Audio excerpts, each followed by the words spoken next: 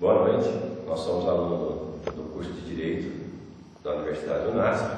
Eu sou o Olavo, aqui nós temos o Felipe, aqui o Marcelo. Nós estamos fazendo um trabalho de psicologia e transtorno bipolar, direcionando algumas perguntas relativo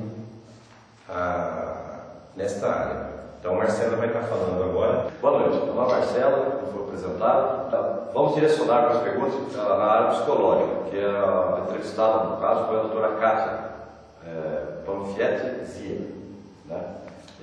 A primeira pergunta foi a seguinte: o que é o transtorno bipolar? O transtorno bipolar, ou transtorno de humor, é um transtorno afetivo.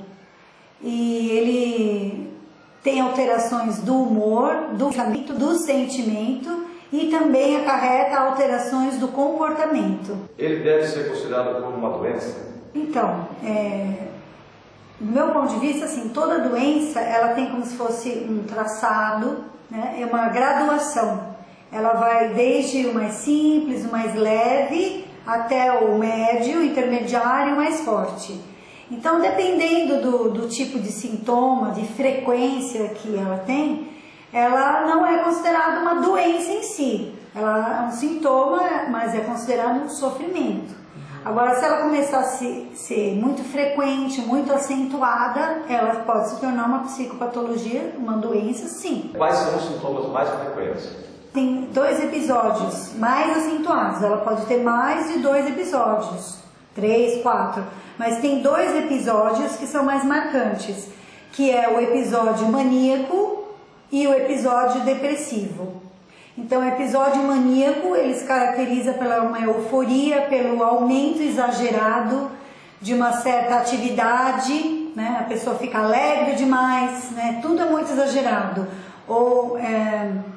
E no episódio depressivo, é caracterizado pela depressão acentuada. Então a pessoa, de repente, ela muda o humor dela. Ela está feliz, eufórica, ativa, ela cai. De um minuto para o outro ela fica deprimida. Como é realizado o diagnóstico? Às vezes ele é um pouco difícil de perceber quando tem sintomas mais suaves, vamos dizer assim, né? Porque todo mundo fica triste e todo mundo fica alegre. Isso é normal, faz parte do ser humano. Tem dia que ele está melhor, tem dia que ele não está. Mas ele começa a ficar mais marcante quando fica mais acentuado, assim, de uma hora para outra. Então a pessoa, como eu disse, ela está indo bem, ela está tranquila, ou tendo um comportamento aparentemente normal, e de repente ela fica agressiva, começa a dar patada, xingar, brigar com todo mundo, e aí de repente de novo. Aí quando você começa a perceber esse tipo de comportamento, dá para desconfiar que tem alguma coisa errada acontecendo.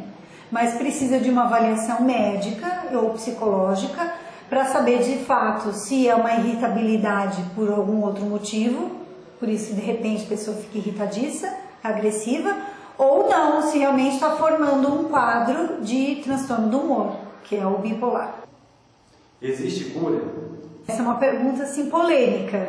Na literatura a gente encontra alguns estudiosos que afirmam que existe cura, mas também encontramos outros estudiosos que dizem que não é que não exista cura, mas que é tipo diabetes, é uma doença controlável. Se você fizer o tratamento certinho, com remédio, com psicólogo, ela se mantém, ela se equilibra e o sintoma quase desaparece. Agora, tem casos de pessoas que contam que elas se curaram da depressão e abandonaram inclusive os remédios. Quais são os tratamentos disponíveis? Mais comum mesmo ela passar pelo médico, psiquiatra, e ele dá uma medicação e ela começa a tomar a medicação. Também assim, ajuda muito a pessoa que, além da medicação, ela faz o acompanhamento psicológico. Então o paciente pode se beneficiar muito quando ele faz o cruzamento desses 2 tratamentos, o medicamentoso e o psicológico. Muitas pessoas que hoje em dia está muito em voga tomar remédio, né? Pílula mágica. Então tem muita gente que só vem ao psiquiatra, toma o remédio e já se beneficia. Pode existir mesmo isso. Então ela não há necessidade do tratamento, ela não acha necessidade do tratamento psicológico. Mas tem pessoas que ficam, por exemplo, 2 anos tomando remédio, Aí, nesses 2 anos, elas melhoram.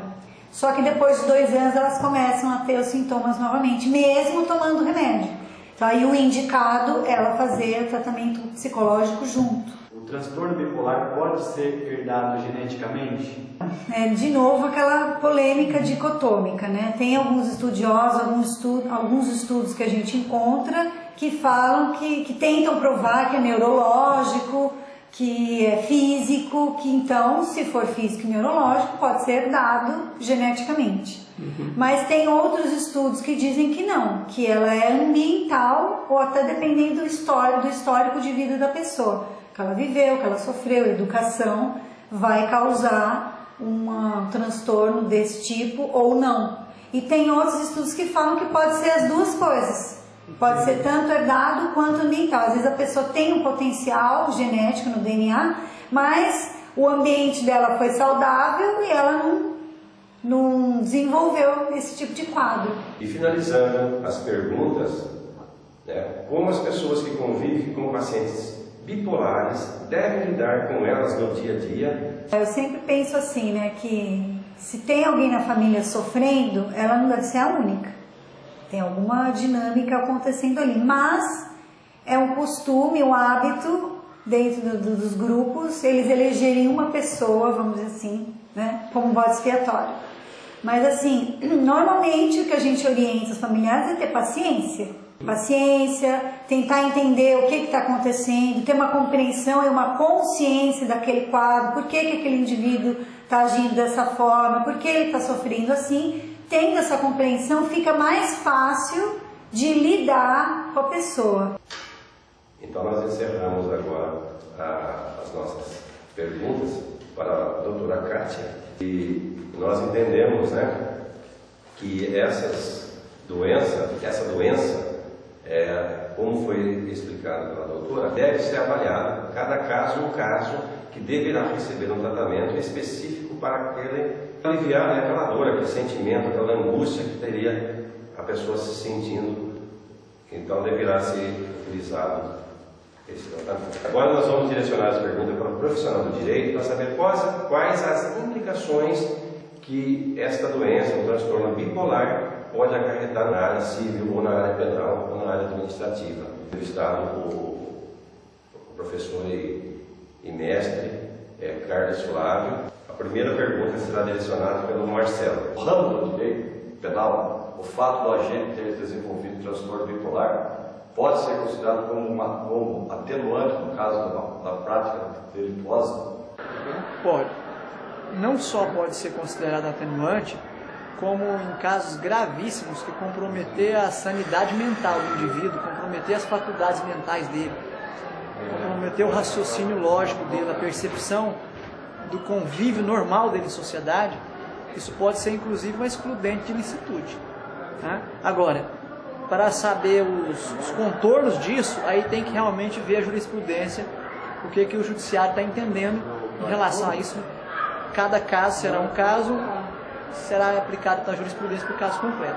O indivíduo com transtorno bipolar tem alguma restrição para a prática dos atos da vida civil? Em tese, sim. O próprio nome da doença fala transtorno. Né? Qualquer transtorno, via de regra, ele pode prejudicar as prerrogativas racionais do indivíduo, as faculdades racionais do indivíduo para exercer a prática da vida civil, os atos jurídicos da vida civil. Então, se isso vai ter implicações concretas, vai depender de cada caso. Se realmente for algo grave, se realmente for pedida a interdição dessa pessoa, eu creio que o juiz vai entender que a pessoa precisa ser interditada, e aí nesse caso ela vai obstar a prática de atos da vida civil dela, sim.